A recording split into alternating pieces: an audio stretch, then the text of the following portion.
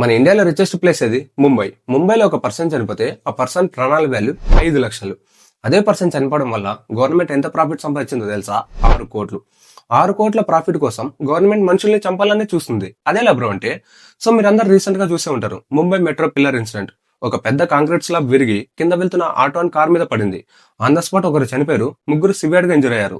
ఇప్పుడు ఇది యాక్సిడెంటా లేదా మన కరప్ట్ గవర్నమెంట్ చేసిన ప్లాన్ మర్డరా?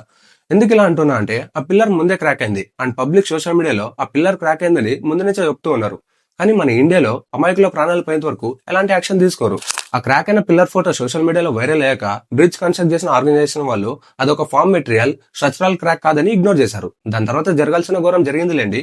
ఇప్పుడు ముంబై గవర్నమెంట్ ఆ ఆర్గనైజేషన్ మీద 6 కోట్లు ఫైన్ వేసింది. ఈ ఇన్సిడెంట్ లో చనిపోయిన రామ్దాన్ యాదవ్ ఫ్యామిలీకి మాత్రం జస్ట్ 5 లక్షలు మాత్రమే ఇచ్చింది. మిగతా డబ్బులు గవర్నమెంట్ ఉంచుకుంది. అరే కొంచెమైనా సిగ్గుండాల. ఒక పర్సన్ చనిపోతే ఆ పర్సన్ ప్రాణాల మీద 6 కోట్లు సంపాదిస్తున్నారు, కానీ ఆ ఫ్యామిలీకి మాత్రం జస్ట్ 5 లక్షలు మాత్రమే ఇస్తున్నారు. యుఎస్ లో ఒక పోలీస్ ఆఫీసర్ ఫుల్ గా తాగి మన ఇండియన్ అమ్మాయిని కార్తో గుద్ది చంపేస్తే యుఎస్ గవర్నమెంట్ చనిపోయిన అమ్మాయి ఫ్యామిలీకి 262 కోట్ల కాంపెన్సేషన్ కింద ఇచ్చింది. కానీ మన ఇండియాలో 1% కూడా అందులో ఇవ్వట్లేదు. అందుకే రీసెంట్ గా ధ్రువ్ రాటే ఒక పోడ్కాస్ట్ లో మోదీజీ గారిని గాడిదతో కంపేర్ చేశారు. ఇక్కడ మోదీజీ గారిని అవమానించినట్లు కాదు, గాడిదని అవమానించినట్ల. मोदी से अच्छा एक गधा बेटर है, एक एक्चुअल डोंकी, क्योंकि वो कुछ नहीं करेगा वहां पे बैठ